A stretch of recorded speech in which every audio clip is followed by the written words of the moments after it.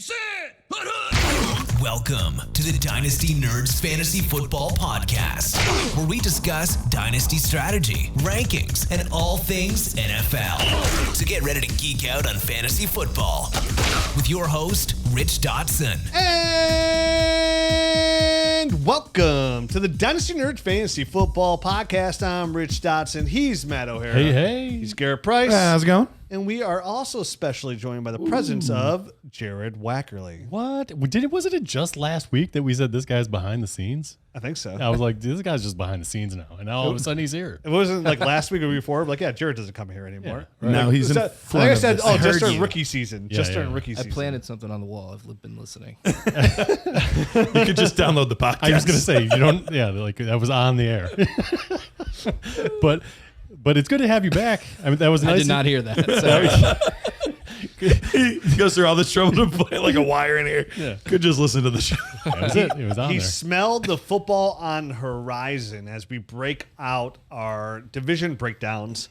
We're kind of just go through everybody's roster depth chart, kind of how we look at them from a dynasty standpoint, even maybe a little 2025 outlook. I know Garrett's been working on projections for the first time. So as we go through these players, he'll kind of give you his analysis of what he's come up with as a projection model of how they'll produce in 2025. And, what gets me really excited about this is we have 4 weeks of this. So 4 shows. We're going to do the AFC North today, then AFC South tomorrow, because for the first time in 11 years, we're not doing all the Norths because Garrett doesn't know how to write up a Google sheet, and he's trying to trick us. Look, if y'all would read the sheets ahead of time on what the shows were, you could say, hey, we just want to do the Norths. Garrett's the kind of person Plural. when you have to leave breadcrumbs for somebody to find you, and then he gets hungry and nobody finds you.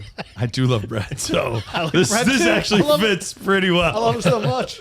Like, oh, dude, they're gonna find us. And Garrett's got like breadcrumbs on the side. Like, maybe they will. Didn't you give up bread one year? Didn't you give up bread? Yeah, I hated that. That sucked. Yeah, that's a bad choice. The worst. Dude, only way I'm giving up cheese and bread is if somebody's like, oh, you're going to die if you eat this again. And even then, it's like, there'll be days of probably like, is it worth it? Have you ever tried to eat gluten-free bread? No, why would I do that? It's awful. It tastes like sawdust. It is. I don't get Cauliflower pizza's not bad. I love that meme of people when it says like, we've been eating bread for thousands of years, and now all of a sudden people are allergic to gluten. You're like, okay, hey, whatever. To all you gluten-free people out there, well, sucks to be you. The only thing that I've ever tried that I liked gluten-free was they had like a pretzel that was gluten-free. It was good. I can't remember what kind it was. But was it better than the normal pretzel? Or was it just tolerable? It was a nice switch up. How about that? Okay. All right. It was more than tolerable. Okay. All right. Yeah, thank goodness I don't have a gluten allergen, or that I'm not lactose intolerant. Wait, if you're lactose intolerant and like you drink milk, you just have like It depends on the person. No, It actually, depends on the person. It could be like Toilet explosive issues? diarrhea. It could be just gas. Are you lactose? It could- a little bit, but one of the key signs is you're colorblind. So well, I'm colorblind. Are you lactose intolerant? Do your farts stink real bad? I'm not allergic to anything. I just made that up, actually. So I knew you're colorblind. I like how Like, too, wait like, just a second. I need you to talk get about tested. like diarrhea. It's just always like, oh, it's explosive diarrhea. It's never like oh, dude, Moderate diarrhea. It's aggressive. It's aggressive. If I was lactose intolerant, like all of a sudden, like it changed and like, oh, dude, now you're lactose intolerant. Like, I guess I'm just having a lot of diarrhea. Gotta eat that pizza, son. Gotta eat those grilled cheese, son. Chicken sandwiches. I don't think grilled cheese would be on my list of things I had to eat. No. I like them like occasionally, Sure. but I could Dude, I could you could live without Late grilled cheese. fall, early winter, you get a nice hearty bowl of tomato soup. Add some crushed red pepper to tomato soup. I'm then with you, man. With the thick bread, you get that thick Oh, bread dude, for I the don't- the oh. grilled cheese with 2 No. pieces of cheese. If you're having it with soup, you got to have it with soup. Oh, I like I it with don't the have soup. to. The thick bread is where you lost me, man. all bread. See, I like it with like ham and stuff in there too. It's not a grilled cheese. a Yeah, hot it's a ham and sandwich. cheese? Grilled ham and cheese. That's a ham- No, it's a grilled ham and It's not a grilled cheese. I like You it just with do ham. everything exactly the same, except you add slice of. ham. Yeah, we call it a hot salami. ham and cheese. It's called a club sandwich. You got a hoagie on your hands, my man. No, That is no longer. grilled ham and cheese is a thing. I like it All with right, Yoder. bacon, lettuce, tomato, and cheese. That's a BLTC. Look, have you been to Melt? Have you seen all their grilled cheeses? And that's what they're out of business. They are out of business. They are out of business, or at least the one here is. It's just not a grilled cheese anymore. It's still that's a It's sandwich. still a grilled cheese. It's a sandwich. sandwich. What It's you still are a grilled describing, cheese. but it's no It's a longer a grilled grilled cheese, cheese yeah. sandwich. 100%. So you add one new element and it's no longer grilled cheese? I think anything past a tomato slice on there, and you. Whoa, are whoa! no Why longer- can we add Whoa, whoa, tomatoes? that's too much and too. we Whoa. can't add ham? All right. Okay. Is this wait. America? Yes. Like if you add anything Yes. to a Oh peanut my butter and jelly gosh. sandwich, is it still a peanut butter and jelly sandwich? You put a little banana in there? Yeah, you put a little bit of banana in there. It is. That's not a peanut butter and jelly sandwich. That's Hell, peanut butter and jelly if sandwich you- with banana. If Yeah. you cut off the crust of it, they renamed the whole sandwich. To what? Uncrustables.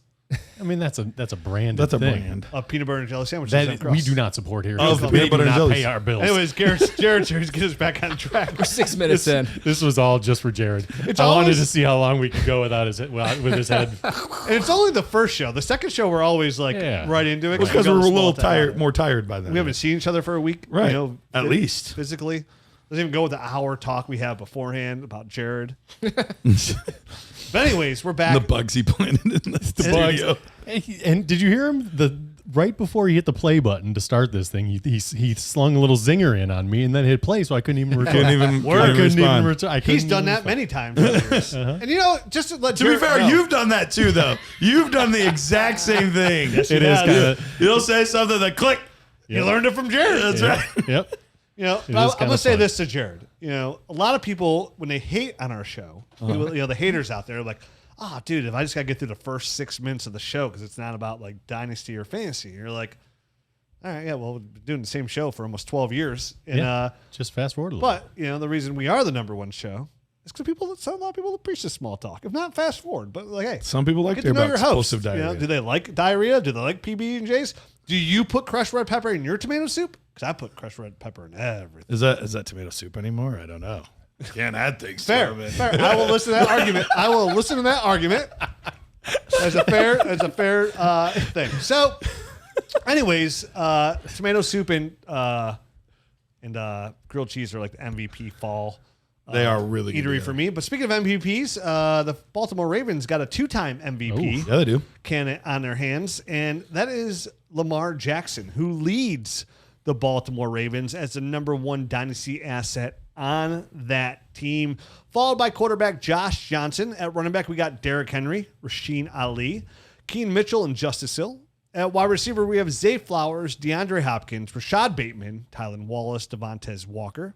Tight end, Mark Andrews, Isaiah Likely, Charlie Kolar. They added Ali, they added Walker in the NFL draft, so they spent some prospect capital on those guys. So looking at the team, like I said, it all starts with Lamar Jackson. Not a lot to go over here. You know, consider like top 3 dynasty quarterback. I say top 3 because some people would take Lamar Jackson over Josh Allen and Jay Daniels, but that'd be outliers considerably. I think we could all agree that Josh and Jaden are probably the 1-2 as it stands going to the 2025 season from Dynasty rankings. And Lamar would be more likely to go outside the top 3 than above the top 3. Probably than so. most times. But, again, coming off another fantastic year, rushing. We did see his rushing touchdowns inside the red zone go down just a little bit, where he has usually averaged, I think, I even saw Ryan Heath actually put a tweet out today, like he averaged 5.3 red zone rushes a year, and last year he only had 1 with Derrick Henry addition. So that goes down a little bit, but he does get, done with his legs. Now, the biggest concern you have to ask about Lamar Jackson is he's going to be, he's 28 years old, going 29. It's like, and this would kind of translate to Josh Allen too. Like when it comes to a rushing quarterback, when they're a guy like Lamar, where his number one asset is his rushing ability. I think he broke the all-time career rushing yardage record last year is when he broke into it. Like, is there a point where you guys are like, hey man, is there a time you're thinking about I need to get out from Lamar just because of that? Or are you okay just rocking with Lamar until literally the wheels fall off? I personally, I think it's less about age and more about, I guess, injuries and if you see them shifting away from the run. Mm-hmm. That's when, to me, those are the signals that, hey, maybe it's time to start thinking about moving this guy. Obviously, last year, he 915 yards. That was the third most he's ever rushed for. So it doesn't seem like they're really dialing that back too much. I mean, obviously, the red zone stuff with Derrick Henry is a real concern because I would imagine that's a trend that's going to continue as long as Derrick Henry's there. And his contract runs through 2027. That's Derrick Henry I'm talking about, and they really can't get out from it until after 2026. So that's something that's going to be there, I think, for the next couple of years. And I think we're safe with Lamar Jackson for the next few years. I've, as you mentioned earlier on, I've done my projections for the year. I have him ranked right now as the number 2 quarterback in points on the season. So I don't expect too much to change, but two key indicators to potentially keep an eye on. He led the NFL in yards per attempt last year at 8.8 yards per attempt. His career average is 7.8. And so that's just a really, really high number. We're looking at most quarterbacks around that 7.5 mark. So that's just significantly higher. Will he be able to do that? Because the rest of his career, last year, 8 yards per attempt, 6.9, 7.5, 7.3. So it's just a really high number. Also, his touchdown percentage was crazy high. It kind of mimicked what he did in 2019, where he had a 9% touchdown percentage on his throws, which is crazy, crazy high. He led this year with 8.6, but here's the rest of his career: 5.3, 5.2, 4.2, 6.9. So he's not normally that efficient with his touchdown passing. We saw those numbers kind of inflate. That's the biggest question: is do they drop back down to earth? And the nice part about him is they could drop from 41 touchdowns to 31, 32 touchdowns, and he could still be a top 3 asset at the position. So I don't think it's a huge concern, but it definitely is something to keep an eye on. It is nice when they added Todd Monken. He has increased their passing percentage, where they used to be closer to like the 50-50. They have a guy like Lamar. I think they were closer to like 60% last year when it comes to passes. A little bit under that, still in the 50s, but high 50% when it came to passing. So that's good for Lamar. And you think that would translate to his receivers doing much better. They extend a guy like Rashad Bateman and bring in DeAndre Hopkins, which tells us, okay, they extend Bateman. They have Zay Flowers.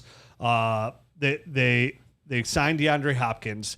They really are trying to extend Isaiah Likely, which is something I predicted at the end of last year. But when you look at a guy like, so the wide receiver 1 on this team, we'll skip Derrick Henry for now. Yeah. Zay Flowers out of Boston College he's their wide receiver 1, and he easily led the Ravens last year too in targets. He had 112 targets, 74 receptions for 1,059 yards. I think went over 1,000 yards for the second time in his career, and that really kept him pretty consistent as like a very solid wide receiver too, right? Like is what he did. But the only problem with like Zay Flowers that you get is like, it's the up and down, right? Like he'll have 4 targets, 5 targets, then a big target game with a big game. Sure. So he is a little bit of a roller coaster, and I am slightly concerned about that. Even though he has a 25% target share now, right? And I think that was he was voted like 6th most in the NFL. But even though he's a number 1 receiver there, they bring him Rashad Bateman, which you think they extend him, they want to get a little bit more involved. But then when they signed DeAndre Hopkins, and I think that DeAndre Hopkins is hungry still. Because it does concern me because Zay Flowers isn't really utilized in the red zone whatsoever, and we know Nuke is an excellent person to go up and get the football. Sure, I am with Isaiah Likely, with a healthy Mark Andrews, the addition of DeAndre Hopkins. I am somewhat concerned a little bit about Zay Flowers. Does he fall back to that like wide receiver 3 role, which is fine. It's a useful asset, but on a championship caliber team, you really want your wide receiver 3 to be a wide receiver 2. Sure. And of course, now it depends on the whole structure of your team. For me, I mean, he finished as a wide receiver 3. It was the top wide receiver 3. He was 25 if you look the whole season. I don't know what he did 1 through 17, Rich. Maybe that's how he finished as a wide receiver 2 for you. But I think that's what he is. And they're adding pieces into this kind of equation that will only take away from him. So I do think that's kind of what he is right now. He's a fine player. I would love him on another team. I just don't think there's the passing volume to him. He's not going to get enough targets to be anything more than that unless he gets some crazy amount of touchdowns. But that's just not his game. That's not his game. And Derrick Henry is there. Like, he would be if a Derrick Henry wasn't there and you were close to the, like in the 5-yard line, he could win in a short area and small areas and be a guy that scores some touchdowns that way. But with Derrick Henry there, what's the point? Like wide receiver 22 weeks 1 through 17. Okay, well, he was 25 for the full season. Makes sense. So right around that range, and I have him kind of projected right around that range this year as well. And the biggest thing is it's just hard to give him too many more targets. In this offense, he had 112 last year. I have him projected 115 this year. So very similar to what he did last year. I think his numbers are kind of what his numbers are, which are a good player. And you'll have some boom weeks. But until we see him kind of cross that like 125, 130 threshold, he's going to be a harder guy to trust. Which, with the involvements of 2 tight ends, I just don't see that happening this year, especially. I mean, Mark Andrews in his last year of his deal. So this could look a little bit different. Obviously, some of these other guys are getting a little bit old and a little bit long in the tooth. So this could be something that evolves for him, and he gets to that at some point. But I don't see it happening this year or maybe even the next year after. You mentioned Isaiah Likely and Mark Andrews, and I think that's a big conversation point. And I'd even be curious to hear what Jared thinks on this. For you guys right now, if cost was exactly the same, obviously right now Mark Andrews is the more expensive asset. If cost was exactly the same, are you 100% of the time going with Mark Andrews, or is there a part of you that is a little just curious about Isaiah Likely with potentially being the tight end 1 in this offense in the very near future?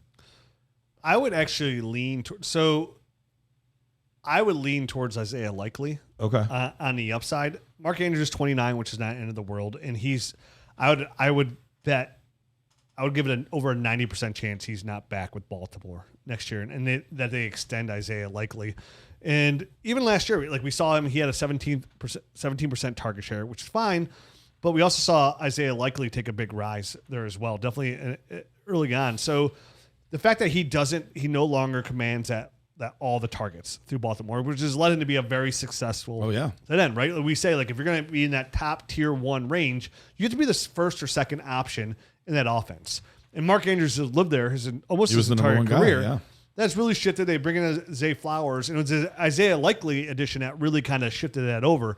So you really get betting on Andrews for the future of Dynasty from an asset standpoint, because I don't believe he's in that top tier anymore at all, is that he goes somewhere and he could be that guy again.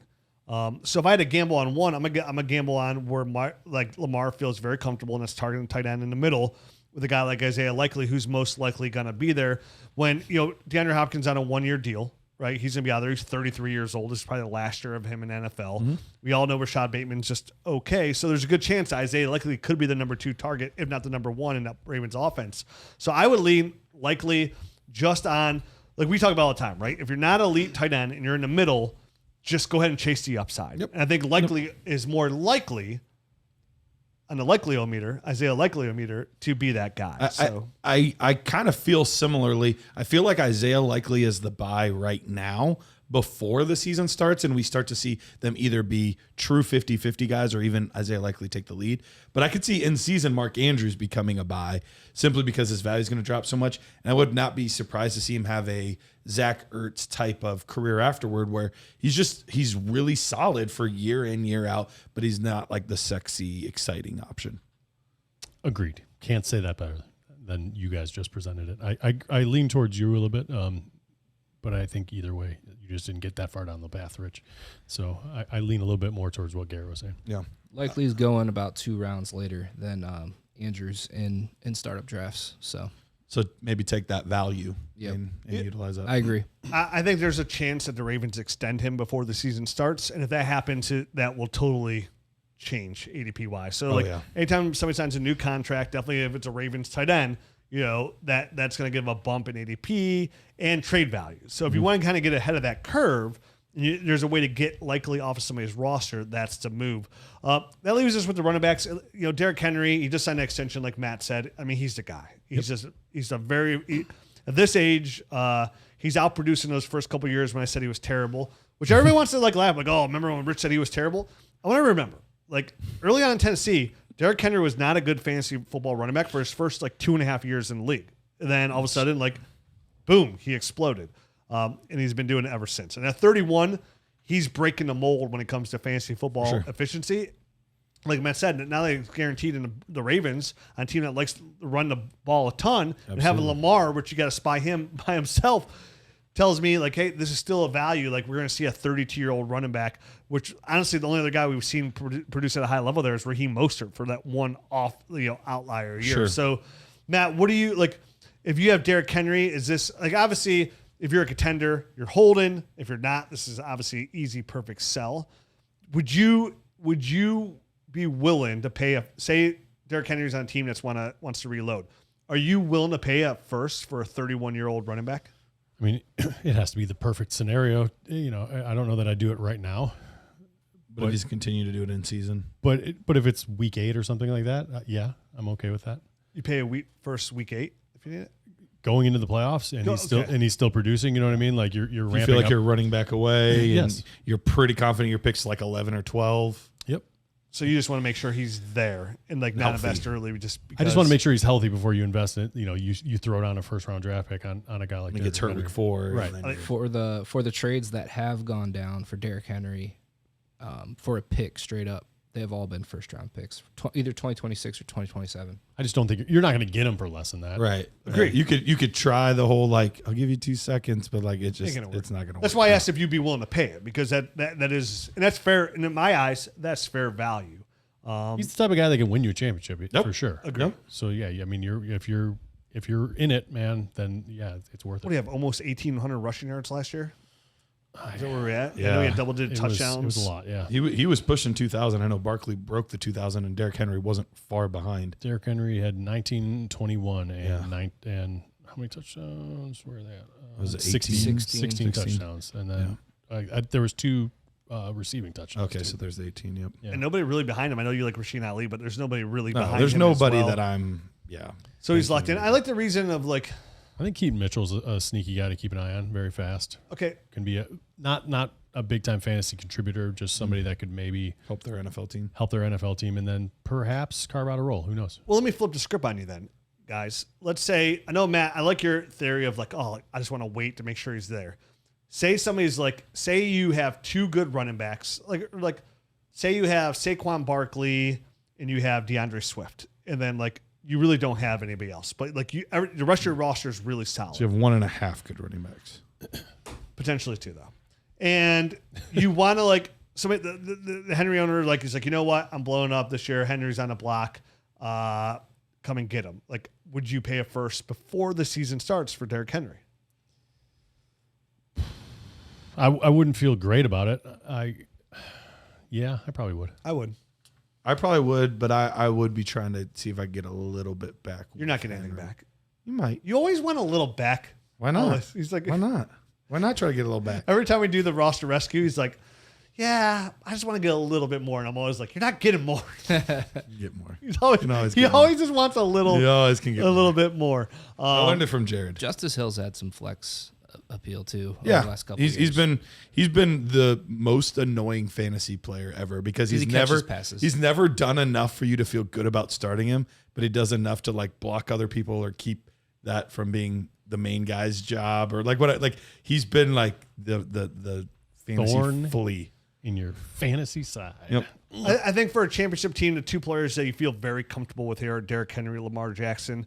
And you're fine with Zay as your wide receiver, like 3 or 4. Yeah, but again, a replaceable asset, right? More of a flex. Like if you have him in your flex, you feel really good, because you have those boom weeks, but you're not counting on him. And then obviously whatever tight end could like emerge here and be the guy. Right now, it looks like they're probably going to vulture each other a little bit to really make. I'd have a hard time trusting either one as my contending tight end. Agree. If one goes down, you feel great. To your earlier point about likely getting extended, he's not on the books for a whole lot right now, about $3.5 million against the cap, and they only have 6.3 right now under the cap. So they would likely have to make some sort of move to kind of get him, or a contract that lowers that cap. I think it'd probably like how most teams do. The first year is like the veteran minimum, but it comes in a signing bonus. Andrews comes off the book after this year, and then he gets the big contract. They go on. So overall, like some big names that here, but not over like a deep dynasty team that you. No, there's not, because even like DeAndre Hopkins, like at this point, he's not super relevant. Rashad Bateman's not super relevant. It's really just 3 players, and you're hoping one of the tight ends become something this year. But Bateman did okay last year compared to probably expectations, right? He did, but he's the epitome of that wide receiver 5 that you never know when to start. And He's a fill-in guy. Like when you're desperate. He was wide receiver 40, just for the record last year. Okay. So he missed out. Signed a 3-year deal too. The wide receiver 3. He was wide receiver 40? Yeah. Wow, that's significantly better than he had I like guessed. That's he what had I mean. like 700-800 yards. He strung together a few good weeks in a row. He did better than you expected. Yeah. That anyone probably expected. I think he had a decent amount of touchdowns too, didn't he? He had like 7 or 8. He had 9. Ooh, 9. see, regression. So that's the thing. Like that could fall back if Lamar's not throwing 41 and he's throwing like I projected him at 32 this year. Then where is that going to come from? Probably a guy like Bateman. Yeah, so he's closer to what my nickname for him, which is Rashad. I'm a cut Bateman. I've never heard you use that nickname. No, that's a new one. Good one. Now you know. Now you know. Tell your friends. All right, next team we're on the list. We're going down to Kentucky, and that is the Cincinnati Bengals, led by a superstar, Joe Burrow. Oh, I wasn't sure which one you were going to pick. Well, now when we're talking dynasty assets, Yeah. this team has got you excited Yeah, it because Joe Burrow, an elite quarterback, one, right? They put the ass in assets. Ooh, I like that, chunky monkey. And what makes Joe Burrow special too is kind of like going back to the Peyton Mannings, to Tom Brady's, is he's one of those few outlier quarterbacks that's an elite quarterback, even from a fantasy football production standpoint, that doesn't rush, right? That gets it all done with his arm, which, it's great because that's a longevity asset as well. Like you probably count on Joe Burrow in your starting lineup for the next, obviously health has been an issue for him, but probably the next 7 years, you probably feel pretty comfortable with Joe Burrow in your lineup, producing at a high level. Definitely the weapons that he has. Came off a fantastic year last year. So, when it comes to super flex rankings, he's the guy like you're considering, like, I could take Lamar here, I could take Joe Burrow here, Jalen Hurts. Like he's in that conversation. And he's if it wasn't for injuries, he'd probably be closer to locked in as a quarterback 3 if he wasn't missing games and have like all these different injuries over the years. The thing that's really helped him a lot is that defense is atrocious. So bad. Attempts last season. Guess how many attempts? If you guys aren't looking at the numbers, how many do you think? 3,611,006. That's close. That's close. It's 652 attempts. Next closest, second place, 584. No one else even eclipsed 600. He was at 652. Oh, he had 2 games more than the next guy. So that's the thing. Like part of this is this whole offense, Chase, Higgins, Brown, all these guys benefit from this defense just being so piss poor that they just get so many opportunities. And they're messing around with their best pass rusher. Yeah. Hey, let's make it worse. And he's hold on. And their first round pick. And their first round pick. Yeah, Yep. we didn't get dude. I was like, man, as soon as you said their defense is bad, I'm like, well, there's the guy who led NFL in sacks last year and their best defensive players in Florida right now. And their first round pick went back to school. The other defensive end retired.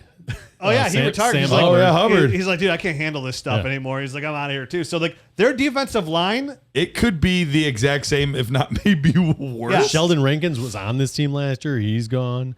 Jermaine Pratt, inside linebacker, also gone from this team last year. It could be bad. Yeah. It could be really when you go to bad. games and people hold up those cardboard cut-ups of like they have the D and then the fence. Yeah. Like that's literally their defense. Like it's just a Right. piece of cardboard there. Like defense. Like I get through this on a rainy day easily. Dude. So it's rough. They might replicate, like as absurd as those numbers were, they could replicate them. Yeah, hopefully Joe Burrow's wrist can hold up. Supposedly getting more healthy. I did read something that last year it was not fully healed, but now it's getting much closer to being fully healed. Playing that piano helps. Apparently. Does he play piano? Yeah, he started to learn how to play piano to help tighten up his. You watched Cute Quarterback. This month. They were talking about it. We all have different exercises to increase our wrist strength. You know what I mean? You have yours, I have mine, you have yours. We all know what Jared's is. Pervert. So yeah, Joe Burrow, an elite asset. Thank you for finally getting back at him for me. I appreciate it. Well, that's why he's got that. He's got a bulgy right forearm. Left one, not so much. Stickly over there. I don't understand, but maybe he was in prison once. So next on the list is the running back room. The running back. Oh, we didn't even go to the depth chart. Hold on. Sorry. Dude, the depth chart. Quarterback Joe Burrow, Jake Brown, and Desmond Ridder. That should get you excited. Newly signed. Newly acquired. Yeah. Desmond We all Ridder. know what he brings to the table. I'm waiting. Nothing. Yep. Right. Yeah, there it is. Keep waiting. An empty plate. Like, dinner served. And like, what am I supposed to eat? The plate? He's like, well, it's the best I got. Nothing. Running back Chase Brown, Zach Moss, Travion Williams, Taj Brooks, which is Jared's guy. So How good to see dare him you here. not mention Samaje Perine? He was next on the list. All right. It says right there. I spelled it wrong. Sam J. It's right there. I spelled it wrong. How to pronounce it right. Sandwich. I just, Jared's here, and Taj Brooks he's probably his number one supporter. Fan club. Oh, yeah, that's right. So at wide receiver, this is where it gets very sexy. Jamar Chase, T. Higgins, Andre Yosevich, Jermaine Burton, who allegedly this offseason got his act together. Looks better from Allegedly. all We'll reports. see. I would love for him to be It's there. way easier to behave in the summertime. That's why we call it good boy summer, because it's way easier to be a good boy. Not us. We're bad boy summers. Yeah.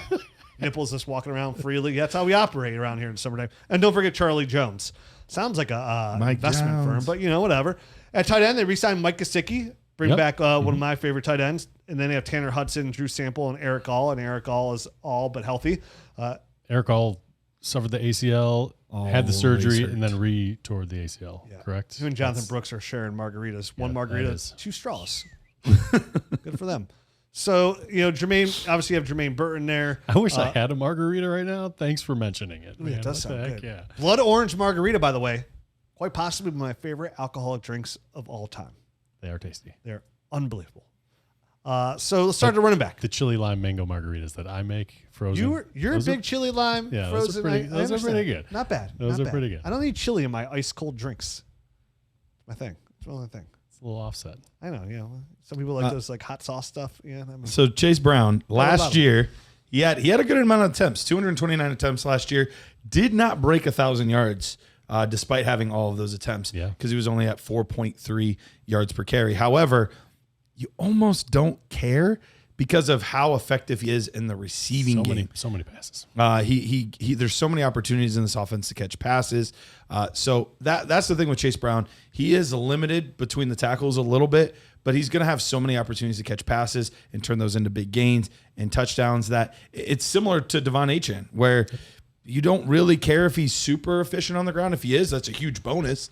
But it's more about what they do through the air, and that's more so where Chase Brown lives as well. I think in our tear down show, I either did Chase Brown as a tear down from Devon Achane, or I wanted to explore Rich that. would have never let you do that. I would rather get kicked in the shin through.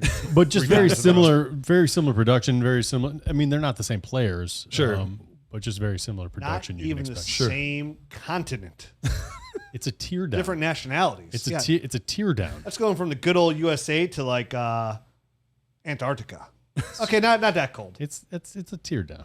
It's tear with cries. Like you got a teardrop tattoo because you killed somebody. But anyway, Listen, I am a Chase Brown. Just interrupts you. No, he's like anyway, like moving on from that point. Let's of the move story. on. Yep. Yeah, you're the one interrupting my. I mean, fine. honestly, I was this wrong. guy, God, like Chase Brown is who somebody. invited him? He hasn't even said anything over there, like a creeper. I forget he was even there. You guys move on, please. I'm updating the ADP sheet. Thank you so much for your support. Actually, I do appreciate that. I am a big. You're right. Like I don't think Chase Brown is very efficient. And if you look, and honestly, I think he had a couple like really big runs last year that even kind of like made his yards per carry look a little bit better. I think he had one like big 80-yard run, which really changed his yards per carry. If you go back and like cut out a couple of his big runs, he's not a very efficient runner of the football. And that was my big knock on him. I was real down on watching his tape. Like I remember the line I used against him. Like I don't think he can get through a brown paper bag at the goal line, right? Like now he is very efficient in the passing game, and that's great. And you can find a lot of running backs like that. Naheem Hines just signed with the Chargers after 5 years of not playing football. Maybe he can get done. But Chase Brown to me is It was 2. Quit over 5 years. Quit over exaggerating. I always over. You're telling me I could still play? I'm back. The Bengals need a linebacker. So for me, Chase Brown, after the year he had and the hype he had, is one of the number one dynasty sells out there for me. Like I just want to get out from under him before somebody pulls the rug. Like somebody like has the rug in their hands and I'm standing on it and I'm looking them out right in the eye and they're grinning. And it's not a happy birthday grin. I hear you from a dynasty perspective, but I think from a redraft perspective, there's nobody on this roster that's going to realistically challenge him this year. Like, his numbers are going to be very similar to last year. Yeah. Because who's going to take it touches away from him? There's already talk that they're talking about making him a focal point. Yeah. You know what I mean? Like that Yeah, not sure. that You just paid the two receivers for the highest receiving not duo that they're ever. really Joe going Burrow's got to to. throw the ball. They're going to be down behind, throw the ball 795 times. But yeah, Chase Brown's the focal point. but he could be the third option as far as, you know, the third best option in the passing game above a guy like Mike. Do you just let Henry read the depth chart? Of course, he's probably the third option. All right. Thank you for I mean, Gesicki and Yoshevich. Right. Yoshevich is like that sneaky guy. Like if you like, Especially in the end zone. You're up against him. Like I have all these guys in my my roster. I need to start one. I'm betting on him. Like let this be that one. I game. lost to a team last year because he had 2 touchdowns and he got started. And I was like, really? You started him? Like, gosh dang it. Well, I mean, in an offense like this, you never know. Somebody can sprout up Never at know. basically any moment. And you're right. If this was a redraft show, I'd be like Chase Brown, keep him in your lines. But like for Dynasty, it's all about finding those right moments. Yeah. To sell. If you're not a contender, like I'm with you. I'm looking to sell high. And he's a move where like even if I am a contender, like I am looking to get like an equivalent value plus, like for like the Quinshon Judkins news, right? Like if I could afford the 6 week wait, like can I get Quinshon Judkins in a first for Chase Brown? Now, has that? I maybe I missed that. Is it looking like it's going to be 6 weeks this year? Or is it going to be like how it's been with like Rice and some of those guys, where it'll probably be next year? Domestic violence, they don't wait. It's Okay. usually right away. They'll put you on. I mean, even Michael Hall was for the Browns second round pick last year. They don't. Like, I just hadn't traffic heard stuff one like way that, or another. They wait for the court outcome. Domestic violence, once like it's in Okay. there, they usually. I would bet he's suspended. You think it's this I think he'll season? be put on a They're commissioner going exemplar soon. to interview all involved. You know what I mean? And that should come down pretty quick, I would think. He's not even signed yet, and I'm guessing he's not going to sign until this judgment happens. Sure. Correct. And Which is going to put him behind the 8 ball. And so it'll probably be 6 games. If I had to, like, it's pretty clear, cut and dry. Like he'll be suspended 6 games. Like I feel very confident in saying that. Or anybody. Like can I chase Chase Brown for Trevion Williams? Can I get RJ Harvey plus? Travion Can Henderson, right? Yeah, you're right. Trevion Williams is the guy on this roster. Yeah, I wouldn't trade him for that. Trevion Williams is no longer on this roster. I Oh, don't he's not? think. No. I read that wrong. That was last year. Miss you. I mean, he looked like he was okay once. He put up a ton of. He led the SEC at Texas A&M. Yeah, so I'm just trying to make a lateral move off of Chase Brown. Like if I Sure.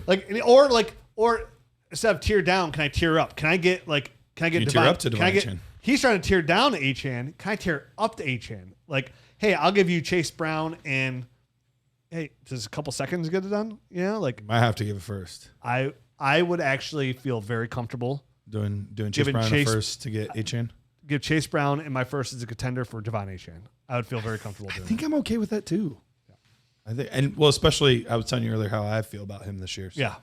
I would even like Jonathan Taylor, anybody except for Brown long term. Because I really honestly think if I had to place my bet today on the Dynasty roulette wheel of him being the guy in 2026, I would lean towards no. Who would you rather have today? You have to decide between the two: Chase Brown That guy. or James Cook.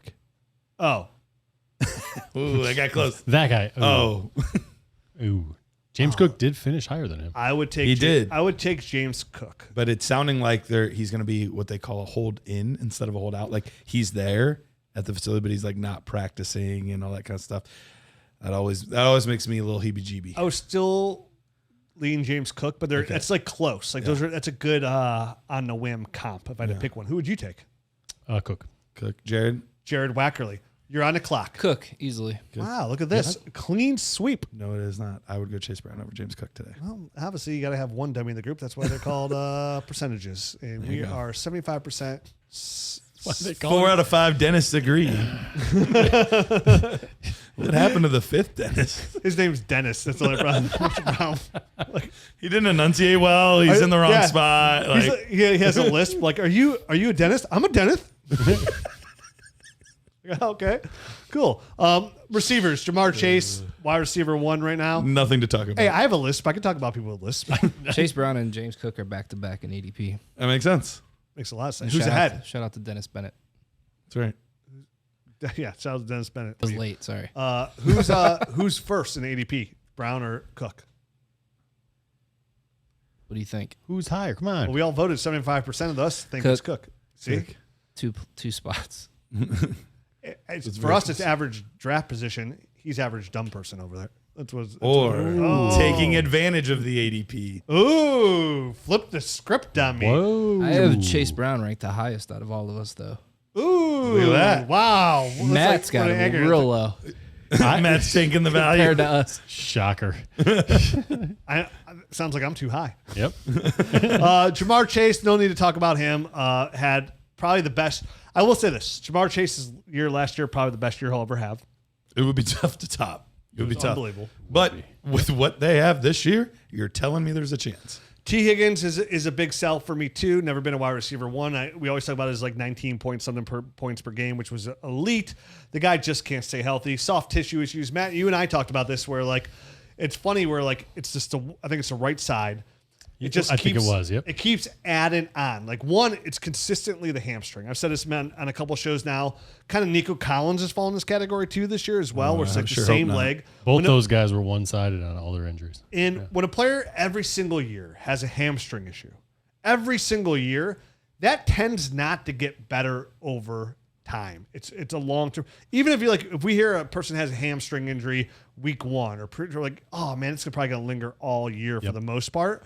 For T, it's starting to linger like as a long-term issue. Then we added the ankle, the knee, and then last year the quad. So it's like his whole muscle is just like it's like venom, just slowly engulfing his leg of pain and issues. Wish it was venom. He'd crush them. Issues. So yeah, not bad kind of venom, like snake venom, like venomous. See, I have a lisp.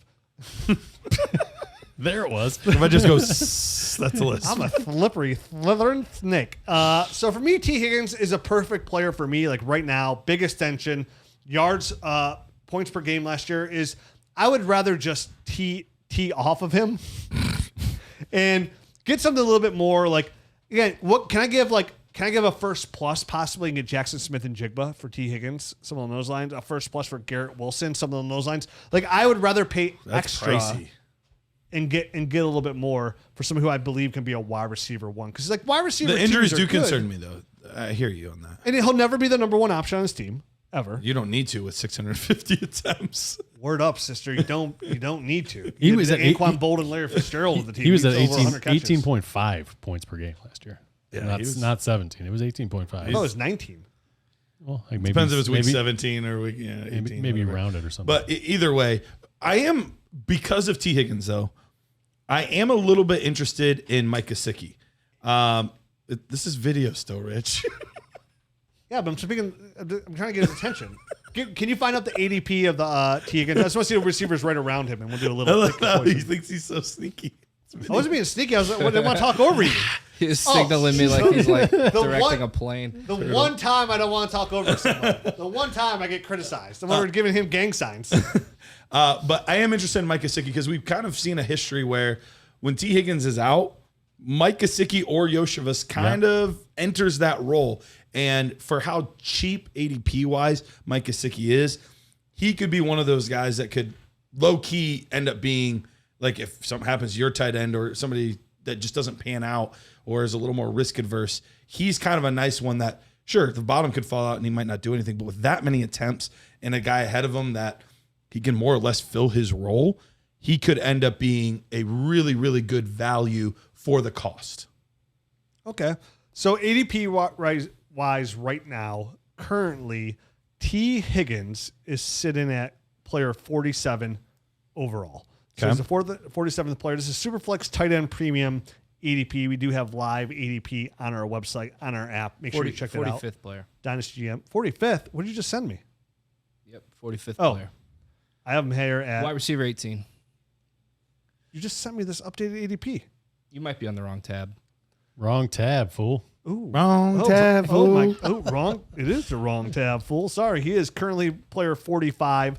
And what's funny is, like, so players in this category, he in a Superflex league, he's right ahead of Brock Purdy. He's ahead of J.J. McCarthy.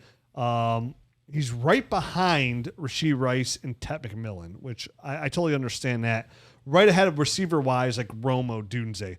For me, easily, if I could flip, if I can turn T. Higgins into like a Brock Purdy, J.J. McCarthy, I'd be very interested in that, depending on my quarterback situation. But the guy right behind him, who's 10 spots behind him, Odunze. Rome hasn't done anything. very crowded backfield as well. Would you gamble? Would you play it? Just rather have Tee Higgins and say, okay, I have a wide receiver 2 probably in my hands here, or rather shoot for the upside of a guy like Odunze? That's a weird one for me. I think that's specifically like, what's my team? Yeah. And Tee Higgins, that contract's pretty weird for Tee Higgins. It's not as good as people thought. Like, people were like, I was saying the other day, like, we don't know what's going to happen with him, and and everybody's like, well, he signed a contract, 3-year deal. It's a phony 3-year deal. It's really a 1-year deal. And it's very tradable. Yes. So they kind of made it seem like, oh yeah, we're locking him down. Yeah, we're locking him. They did not. They're locking him down, but like right now his dead cap hit is 25 million, and then it goes 21, but then it's gone after that. So it's down to like 7 million, and his cap number is way up at 30. So right after, I mean, it's 2025, 2026. After that, they can move on pretty easily, and really they can move on next season and save $5 million. So it's Trade candidate. He's a trade candidate still. So don't bury him as if he's gone, or as if he's buried here on this team as the number 2 quite yet. Makes sense. Definitely gonna pay. They're like they're handheld forced to pay Trey Hendrickson. They're probably gonna be like, hey, like Mike Brown's notoriously cheap. He's gonna be like, hey, we gotta get out from under this deal to pay somebody else. Well, and we'll see. And I don't know if that's good news or bad news. Yeah, it's awesome to be the number 1 somewhere else, but the number 2 job on a team with this good of a quarterback that throws this much is still pretty equal to most teams' wide receiver 1. So you're saying, Garrett, buy Jermaine Burton? That's what I'm saying. I like it. This is solid advice. He really just cut through all of it. Everything got to the heart of the matter. That's amazing. All right. Well, before we go on to my favorite team that's ever been invented or formed, right ahead of Good the thing he Cleveland talks Indians. for a living. I got to tell you guys about our friends over at FastDraft. This is a site we talk about a ton. And they got a new tournament. And if you like M&M and 8 Mile, you're going to love the Rabbit Tournament because that's what they got going on right now. This isn't your typical best ball format over at FastDraft. It's created like these great opportunities for players that like us, right? The guys that pay attention, that knows what's going on, and not swallowed up by these sharks that are using algorithms. Here's what makes the Rabbit really special. It's 15 roster spots starting with 8 players, full PPR with total point scoring, and only 10 teams per draft, going 15 rounds deep. With a 20-second clock, drafts finish in just under 20 minutes, twice as fast as any traditional best ball draft. Plus, the big thing here, completely rake free. That means you're going to get, you get a lot of these Rabbit tournaments, you're going to get some really good return on your investment. And right now, like the new people that are discovering best ball, like our audience, are going through and finding, wow, this ADP is kind of like soft right now. So people that are paying a lot of attention can still find really good value. Definitely comes these young players, second-year players, breakout players. So people like us, as Dynasty players, can really exploit the ADP. Right now, all you got to do is use that promo code NERDS when you sign up at FastDraft, and they're going to match your first deposit 100% up to $50. Holler. Non-members who deposit at least $10 and enter a contest, receive that free year of the Nerd Herd and Dynasty GM bundle. So you get the app, everything we offer for a year from the moment you sign up. If you're already a member, we're going to send you a $25 gift certificate to buy some merch. A lot of you have been taking advantage of that too, even if you're already a member of the Nerd, because we know we've shipped out a lot of shirts. A lot of you guys are looking way better in the mirror. You guys are way more comfortable. They can look like us, man. And your partner's probably way more touchy-feely, if we're just being honest. I mean, get one of these cool hats. Right? Ooh, that's pretty cool. Yeah. Maybe we'll meet at the expo. I'll throw you a t-shirt. Download the app, go to draftfaster.com. Use that promo code NERDS. Let's dominate the Rabbit together. Let's do it. And let's also head over to myffpc.com. That's myffpc.com. It is the safest place to play in those dynasty leagues. Look, we would all love to have millions of opportunities to play in a bunch of leagues, but realistically, many of us only have so many people we know that actually dig into Dynasty the way that you dig into Dynasty. So it's tough to play in leagues with the average Joes. You can head over there, play with people that actually care. And the best part is they've never had a league fold. So you know it is super safe. After making all those trades, you don't have to worry about your buddy backing out because he just doesn't know what he's doing. These leagues are safe and secure, and they have never had one fold. They also have opportunities for small entry fees, $35 leagues, or some big-time ones like $2.5K for entry fees. So big-time leagues that you can play in, which means you can win a lot of do-re-mi. Best of all, we are going to give you a promo code. That promo code is NERDS. If you use that, we are going to give you $25 off your league. Look, if you're a baller, you don't need that, but use it anyway. $25 is $25, but if you're playing a $35 league, it's almost free to play. So head on over there, myffpc.com. Use the promo code NERDS, myffpc.com. Next team is the team that suffered the worst misery in the history of the NFL. I've lived it. I've tasted it. I've seen it. And guess what? I still pay for it, and lots of it, because I have season tickets, and not just 2 tickets. I got 4. So, like, you ask me why I'm poor? Well, blame the Browns. So at quarterback, who knows? Who knows? It could be at running back. Who knows? It could be Kenny Pickett. It could be their 3rd-round pick, Dylan Gabriel. It could be their 5th-round pick, Deshaun Sanders, or it could be our grandfather, Joe Flacco. I don't know. Look at my projections. I have 3 different guys there and my projections. I don't know. Yep. Yeah. There's Good luck. Some for each game. I don't know. And chances are they're all going to get action at some point in this season, and it's going to be a mess. You're not going to really want any of them, and I mean, good luck figuring it out. Yeah, if we were having a contest of whose team saw the most quarterbacks take snaps behind center, we would be in first place. Since 1999. We've seen 185. We've seen as many. All the bad ones. We've seen as many quarterbacks as Joe Burrow threw passes last year, which is abundant. Way higher than a second place team. So that's at quarterback. How it plays out, who knows? Not even really a lot to go over. From it's tough to even project like at this point, and probably not even worth it. I would guess Kenny Pickett. Really? Yeah. Interesting. I'm leaning Joe Flacco at this point. I think they know what they have in Flacco, right? Mm-hmm. So I think all the interceptions. Well, I just think a lot of the preseason, this area right now that we're in right now, the training camp through preseason, we're going to see a lot of Kenny Pickett and a lot of the young guys to see what they have, because we know what Joe can do. Joe probably doesn't need a lot of reps. He probably doesn't even want a lot of reps. He came off the couch and was one of the best quarterbacks we've had over the past 25 years. Exactly. So I think he's our safe. I think he's the safety net for the Browns. And I think they're going to want to get Kenny Pickett going. I mean, do any of us here have a lot of confidence in Kenny Pickett? Jared, you're included in this? Yeah. I mean, I think he didn't turn the ball over. Some decent upside with him in Stefanski's system, just seeing him in college. But yeah. I think if you want to know, the Browns have 2 first-round picks next year, right? And they're going to need a quarterback. Next year's quarterback class is a pretty solid one. It's a pretty solid class. They're going to know what they have, right, and what's going on. I think you're right. Training camp's going to show us, I think they're going to give these guys a legit chance to win the job. I think Kenny Pickett, when he was in Pittsburgh, wasn't really given a fair shake. And he's like, is he great? No, but I think in Stefanski's system, like Jared said, like, I think you run it. And what he doesn't do is turn the ball over, which is what they're really going to be asking for a quarterback. The complete opposite of Joe Flacco. Plays. Like, I think I'm closer to you, Matt, where I'm just unenthused.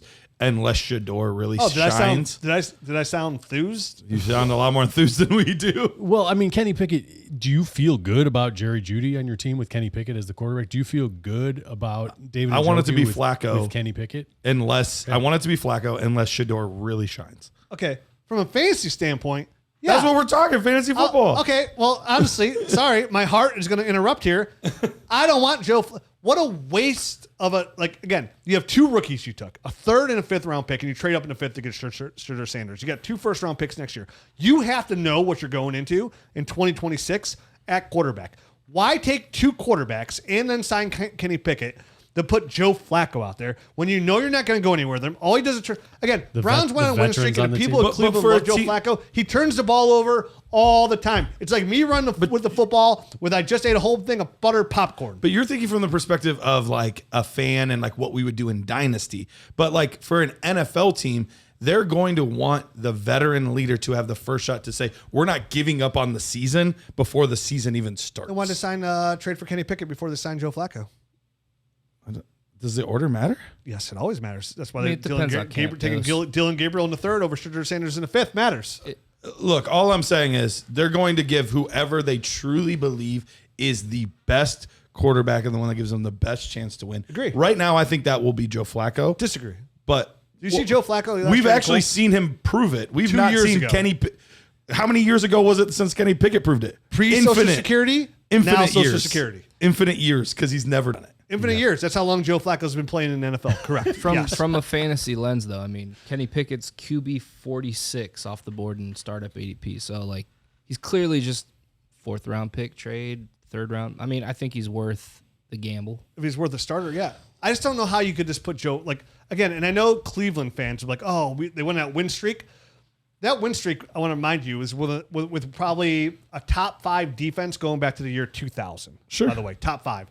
Joe Flacco did exactly what he did in the playoffs when he got absolutely steamrolled by the Texans, and all he did was he turned the ball over a lot. I'm just saying it. Listen, good story. Loved it. I had a good time doing it too. Joe Flacco fever. He's washed. He's done. We're moving on because I'm getting angry. I will say, for the fantasy assets, Joe Flacco is the best option. Agreed. Okay, yeah. If he's a starter, yes. That's what we're talking about, fantasy football. Over.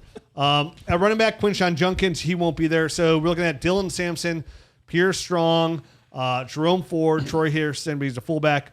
So I think this is really going to give us an opportunity to see what we have in Dylan Sampson right away, which I'm excited about. Right? I think Dylan Sampson could like lean a little bit closer to like Chase Brown, James Cook, kind of in that from a fantasy standpoint, but still offer a lot of that kind of back. Yeah. Yep. More explosive, I would say, than both those backs though. Chase Brown's a pretty explosive guy. Okay, more than Chase Brown. Okay. I'll meet you in the middle. Right in the middle of the 80. I mean, all 3 of them, I think they're all very similar type of players. They're a little bit undersized, but they make the most of what they have. I think Dylan Sampson is definitely closer to James Cook between the tackles, and I would argue maybe might even be the best of the 3 between the tackles. But we saw some really good things in the open field from Chase Brown and James Cook. We'll see if Dylan Sampson can do some of those same types of things. That's kind of what we're waiting to see. I don't think Jerome Ford's completely out of the question. I think he's going to be involved. I think it's going to be kind of more of a committee with both of those guys. Joe Flacco. Ford will get the first crack just from being there. Disagree. I think Dylan Sampson will be the starter. I would love that. I would love for him to be the guy. But they leaned on him pretty heavily when Nick Chubb was down. They're creatures of habit. I think. But you don't. When you have a desperate need for so many needs, and we saw that running back run in the 4th round, right? There's a lot of talent. Oh, yeah, absolutely. Round. And with the Browns, I mean, Dylan Sampson was a higher pick, like a pretty high pick in that 4th round for the Browns. I'm with you. I'm a Sampson guy. I like him a lot. He's my 6th rated running back coming into the draft. The fact that they spent a 2nd round pick on Quinshon Judkins, and then they got to the 4th round, and Dylan Sampson was obviously clearly the best player on their board and probably a tier above for them to still take another running back when they could easily re-sign Nick Chubb for $1.5 million. The team and appease the fans. They still that was the moment Nick Chubb was done. They still drafted Dylan Sampson, so this is a player they believe in, taking him in the 4th round. Again, I think sitting here talking about the Browns' run game, which I think Stefanski's gonna go back to run 12 personnel, utilize that run game pretty efficiently. We saw it work with Nick Chubb and Kareem Hunt, but that won't really come to fruition until Quinshon comes back, who's a very solid running back. Speaking of Quinshon, are you guys Matt? You weren't here on the Nerd Show. I just bought Quinshon Judkins. I gave up a 27 first for him, and somebody's like, I just want him off my roster. Kind of how you feel. You're a bad person to ask. Yeah, don't ask me. Yeah, we already talked about this on the show that we did together. You're right. Are you buying Quinshon Judkins? If somebody's like, hey, dude, I want this guy, 26 first, 27 first, he's yours? Yeah, I sent an offer yesterday, actually, for Judkins for my 26 first, I think, because I'm a contender. So it's going to be later. I don't buy into the 26 class right now, like, as being a really, really good class. I'd rather get rid of my 26 first than a 27 first. But I would give up middle and 26 first if I had to. If I was like a middle road team or even like still not a true contender, I'd give up a 26 first for Quinshon. He's only 21 years old. He's very young. How do you guys see this thing working out in his absence? As far as, do you think they're going to lean on the run as much as if he were there? Because I don't think it's possible, right? I don't think so. I don't think either anyone. No, they don't have a back built to do that. We're going to be behind a lot too, and it's they're going to be throwing behind. So early on in the season, I would expect them to be throwing a little bit more. Really, the only likely fantasy relevant players on the Browns this year are going to be Jerry Jeudy and David Njoku, and that's probably it, realistically. I mean, we can't fade the fact that Tillman took a big step forward last year up until he got hurt. And the passing game is just not good enough to support 3 guys. Oh, I agree with that too. but Tillman did take a step forward. And I know Jerry Jeudy, I've been saying, hey, he's a big buy because he finished a wide receiver 12. Matt and I, you kind of touched us out during our rankings debate. Like, I do view him closer to wide receiver 19, not a wide receiver 1. Mm-hmm. Like a middle of the range wide receiver 2, but still outbeats ADP, which is where the value comes from. And listen, he just wasn't. Jeudy wasn't as efficient without Flacco, and when Tillman was on the field playing as well, too. So David Njoku last year averaged about 13.5 points per game when he was playing. Stefanski loves to utilize the tight end. They're going to go 12 personnel. How does Fannin eat into that? We do not know. He's an offensive weapon who led all college football in receptions and yards last year. That's all of FBS. So I am with you. From a fantasy standpoint, I'm looking at Jerry Jeudy as like my wide, like if I can get him as my wide receiver 3, I'm winning, right? If he's my wide receiver 2, I can live with it because I think he's a mid-range wide receiver 2. And Njoku, I think, fits the bill in that tier 2 of fantasy tight ends, which is still a very good tier to be in. Like a Sam Laporta tier when it comes to production, even possibly a Johnny Smith, a guy we're going to talk about. I put out a video yesterday of non-conventional players that could sneak and become the number 1 player at their position. Because obviously, everybody's going to have like Barkley or Bijan at running back. Everybody's going to have Bowers or Kittle at tight end. Like, so I try to go with some non-traditional names and what are their paths to potentially being that number 1 overall guy. And David Njoku was actually the tight end that I picked. Right now, redraft-wise, going off the board, tight end 19. But you look at what he did, or sorry, at 9, not 19, 9. Whoa. Tight end 9. A lot of Garrett's out there. Yeah, tight end 9. So with that, though, you look at what he did with Joe Flacco. Assuming Joe Flacco gets some time, a decent amount of time, he averaged over 21 points per game with Joe Flacco. Like, Joe Flacco and David Njoku had a clear connection. Any game that was not a Deshaun Watson finished game last year that he was a part of, David Njoku had over 16 points per game, which would have been ahead of the tight end 1, which was Brock Bowers last year. So there is a very clear potential path, especially with how much they're going to be behind, for David Njoku to actually have a very surprising breakout season, or even though he's already kind of done it. He's one of those, like, if I was going to gamble on somebody to way outperform their ADP, I'm becoming more and more in on David Njoku. And I guess to add on top of that, it's the last year of his deal. He's working on. He's got it. He's motivated. Yeah. So I agree that he's going to want to do some really good things this year, and the Browns don't have a choice but to get him involved. He is one of their best weapons. They spent a high 3rd round pick on Harold Fannin at receiver. Again, you got Cedric Tillman, Jerry Jeudy. They bring in Deontay Johnson. If he makes the receiver, the team, he will be their slot receiver. Again, who's a very savvy route runner. Like, he's not a bad football player. He's just a little mental. You got Jamari Thrash, DeAndre Carter.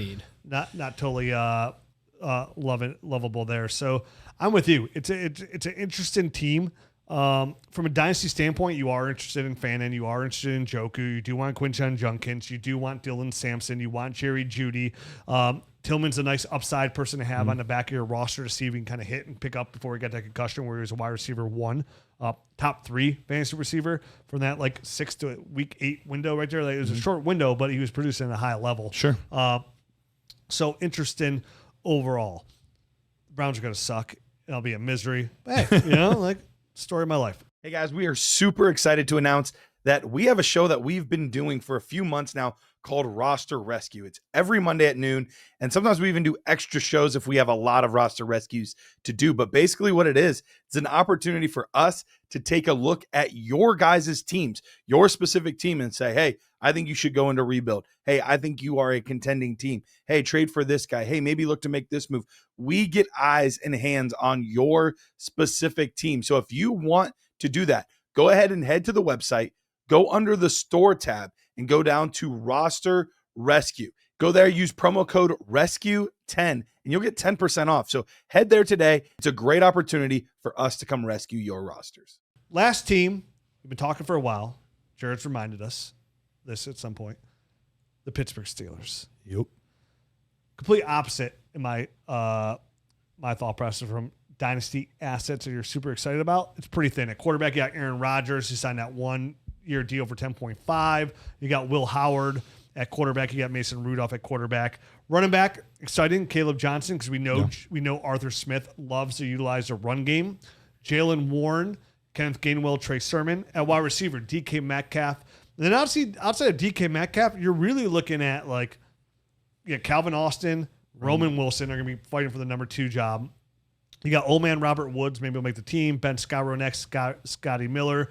Pat Freiermuth at tight end. They trade for Jonnu Smith in that big deal as well. And we all know Arthur Smith and Jonnu Smith. I mean, like, boy, does he love him. And they have Darnell Washington there. So quarterback Aaron Rodgers played okay with the Jets last year from a fantasy football standpoint. 41 years old. We just mentioned not a lot of receiving weapons here. Arthur Smith is the coach. I expect the Steelers to run a lot here and throw the tight ends and have Aaron Rodgers chuck it up to DK Metcalf. So for receivers, like, obviously, DK Metcalf has a very good chance to finish as a wide receiver 1 just on targets and receptions this year. So I think DK Metcalf is a great buy at 27 if you're a contender that has a legit chance to finish as a top 12 fantasy football receiver. And then we mentioned tight ends. Like, I was real excited about Pat Freiermuth until the Jonnu Smith trade, because once they trade for Jonnu Smith, we saw Smith last year, saw 111 targets, caught 88 balls for 884 yards, all career highs. 4th amongst all tight ends, and he was 4th with 510 yards after the catch as well, right? Which is where he's been really good at. So Arthur Smith comes in, and this is somebody like Jonnu Smith has been him since they took him with the Titans. He was with Arthur Smith, goes to Atlanta, he's with Arthur Smith. So I think almost half of all of Jonnu Smith's production has come under Arthur Smith. So I think it's pretty safe to say we can kind of attribute or slide him as a number 2 receiving role here. Jonnu Smith we're talking about? Yeah. Sorry, I was looking at some numbers. Yeah, Jonnu Smith. I think so. Keep looking. I just, there's really nobody else that you can count on. And they brought him in for a specific reason. Now, part of it was it sounded like there was maybe a little discontentment there with Jonnu Smith and the Dolphins. So, but they were looking to capitalize because they had been asking about Kyle Pitts in Atlanta as well. So they were looking for another weapon in the offense, realizing we really only have one guy. I wouldn't be surprised if they're still looking. Maybe there are teams out there like the Green Bay Packers who have a glut at that position. 6 wide receivers there, and a bunch of gluten. And the Pittsburgh Steelers are gluten free, so they need to get some of that gluten quick. And specifically talk about the Packers. They've got a bunch of guys that are on like the last year of their deal. So I wouldn't be surprised at all if we see somebody making their way onto this Pittsburgh Steelers team in like between now and the beginning season, maybe. No, between now and the beginning of the season. Oh well, and I'm sure that there'll be. Go ahead, Jared. Say, isn't Keenan Allen available? Amari Cooper. Keenan Allen signed with the Chargers. Oh yeah. Did he really? Well, they said Mike Williams just retired, so we want to bring back the other guy instead. That's hilarious. I missed that today. One day of camp, and Quinton Johnson is already tearing it up in camp. By the way, Quinton Johnston. Did you see his like highlight catch though? Oh, dude, remember his hand placement was so awkward with the ball. Like, remember his rookie year? Even the Chargers tweet out like, "Oh, and people say like he has no hands." Yeah, and how well he did in practice. Yeah. And look, he's still going to be an okay asset, but it's Ladd McConkey's team. Like, true. And now it's Ladd and Keenan's team. Hey, Keenan he can still make it work. I believe in him. He's a savvy route runner. Definitely. Najee acting like a pirate. It's really probably gonna be a Mario Hampton's team. Dude. All right, so we're talking the Steelers. Former Steeler Najee Harris. Najee Harris. Let's bring pirate. it back. Yeah. Let's bring him back. Bring him back. Honestly, though, outside of those players, there's just really nobody else to count on. So you're really looking at DK Metcalf. Going back to the running backs, though, for a second, we haven't gone there yet. Okay, well, let's. Going to the running said their backs. names. Going to the running backs. This. I really want, because I actually have a decent amount of shares. I really want this to be like the Kaleb Johnson team. I want him to have a good season. I do think, though, that Jaylen Warren's going to be very annoying. He's not going away. I think he's a solid player. When you see like how I kind of have it split up right now is I have 140 rush attempts for Jaylen Warren to 190 for Kaleb Johnson. So I have him a little more involved on the ground than Jaylen Warren, but I have 55 targets for Jaylen Warren and only 36 for Kaleb Johnson. So I think their fantasy points, they're like within a point of each other. Like I think they're both going to be in that like 10-11 range of points per game, which is fine. But they're nobody that you're going to really be able to count on as running back 2. I think they're going to both slide in this year to more of that running back 3 type role or flex. I disagree. And Warren's in the last year of his deal, so he's he's got something to work for, but he could also be on another team next year. Sure. I think we're going to see a Rashad White, Bucky Irvin situation where it's like 50-50 early on. I think Kaleb Johnson is going to this is a team they're going to have to establish the run. Arthur Smith likes to really to run the football. Mm-hmm. I think early on we are going to see exactly what you said, like a split. And I think right around like the same time I predicted last year, like week 5 or 6, same thing. Kaleb Johnson really starts to establish himself as the guy. I think he finishes as a running back 2 at the very least. And I think he's somebody we're going to see a significant ADP bump in. Because I'm with you. I think going into 2026 is going to be the Kaleb Johnson I offense. think so too next year. 100%. And I think in 2026, Kaleb Johnson is going to be in position because of volume alone to be a very good running back 1 because of how he's used. I'm 100% with you on that second part, because I do think, especially if there is any dip, because like I said, I think Kaleb Johnson out touches Jaylen Warren, especially on the ground. But I do think that the stuff through the air is going to be annoying enough that it's going to take enough points away. But long term, I don't think that's the case. So I would use that in season, especially early on, to potentially buy Kaleb Johnson, because I do think the future is pretty bright. Yeah, I love that point. I think that's something we'll probably be talking about as we get in season. I think Kaleb Johnson fits the mold of a perfect rookie of like, hey, he's not hitting the ground running and producing a high level. And like you see Genty and Hampton like crushing it right away. And you might be able to like flip him for like, he might be obtainable. Like, listen, and that's not in every league. You get some savvy owners who never fall for that, but every league's different. And teams look at things. Trade a hot hand and yeah. And plus when you give up, if like, let me put it this way, Kaleb Johnson went in the first, right? He's the kind of player that I am offering a first right out the gate for, not just the first, but like I'm offering a first. I'm giving you back the return on investment in 2026. I'm giving your first back, which you have to start there because people spend a first. You got to give at least what they paid for it plus, and then offering a player who's producing pretty well at that time that I don't believe in long term for Kaleb Johnson. For right now, if he was in next year's class, as of right now, we'll see who emerges and whatnot, but he would be my running back 2, only behind Jeremiah Love out of Notre Dame. So, yeah. So, I mean, I think you add on to the fact that, obviously Warren is in the last year of his deal. I don't think you do that without signing Warren to like some little extension, unless you only really want to see Warren this year as kind of like a safety blanket, as a like a safety net, basically. I think they let him walk. I think the reason they brought in Rodgers, all these contract structures, making those trades, are the Steelers are all in for 2025.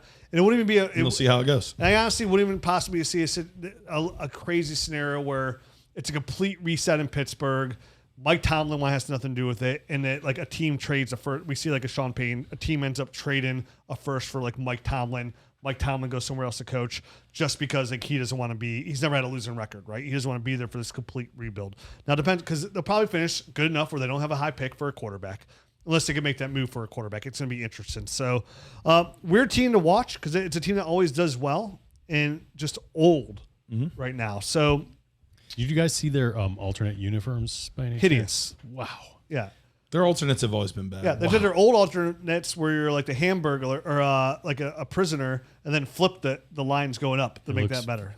Terrible. You guys taking any flyers on like Calvin Austin or Roman Wilson since there's no other receivers? They're great flyers to take on for cheap, right? Yeah, I mean they're real cheap. I know Matt was a big Calvin Austin fan coming out. Yeah, I think Roman Wilson's a solid buy as well. I think Calvin Austin's probably the cheapest of those two. Definitely. And definitely worth the gamble. I know, like I said, when he came out, I know, Matt, you were the highest on him amongst all of us. Yep. You liked how fast he was and how shifty he was and was able to get out of his breaks.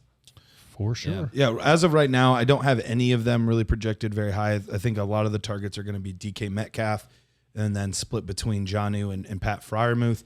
And then the running backs, and then we'll see, Calvin Austin I projected for 55 targets, Roman Wilson with 30, Robert Woods with 20. So yeah, I can see the running backs project those guys. It is. I can see the running backs seeing a 20% target share. I can see DK Metcalf easily seeing like over a 25% to 25% target share as well. So then you had to throw in Jonnu Smith, who could probably see anywhere from 15 to 20 as well. You're talking about almost all the targets going in. So was Aaron Rodgers with any of the guys in Green Bay? I don't think so. I don't think any of these guys have been with him before. No, it's a matter of time. I think they gave up on that. He lost his rider privileges. I'm just trying to think of if like Christian Watson or somebody like that would interest Rodgers. Guys that are in Green Bay at the moment. Guys that are in Green Bay because they have a He's ton. on They have IR. a ton. Watson. Who knows when he's coming back? Dobbs was there too, right? Romeo Dobbs would have been there. He would have been a rookie Aaron's last year. Okay. That's a good point. That's the number one area that can go shoot for a receiver. Who's the guy that went with him to the Jets? Lazard. Yeah, Lazard is still with the Jets, but Cobb was there for a little bit. Adams was there. They brought the whole gang back. Yeah. I'm just wondering, just because the Green Bay stuff was in my brain. All right, we'll be back tomorrow with the AFC South. If you enjoy our show, we always ask in the summertime, hey, support the homies. Absolutely. Go to your podcast area and leave a rating and review. You want to hear about Garrett's sneaky guys that can be the number one? We have a YouTube channel, and Garrett does that full time. He's putting out content all the time. We hired Andrew Mott as a new content creator. He's putting out videos. Really excited about him. If you like this show and you want way less rich, go to YouTube. Hit that like and subscribe button, and you'll get a lot of that. But if you do The listen show to the podcast, one roster rescue show you're on, they're like, dang it. come on, they love me there. Still the most roster rescues around there, yapping it up. So yeah, leave a rating and review where you listen to us. If you're on Apple, 5 stars with a comment. Love that. Love the support. Appreciate all the nerd herd. Again, anywhere you watch content, Garrett's face is all over it. So if you want to smile and look at a very nice person, that's where you need to go. If you want to have your ears bleed slightly and hear about things that have to do with nothing with fantasy, then I'm your guy. Check Rich out. We'll be back tomorrow going south. Get us yourself a little fried chicken. There you go, Matt. Fried chicken. AFC South tomorrow. Adios.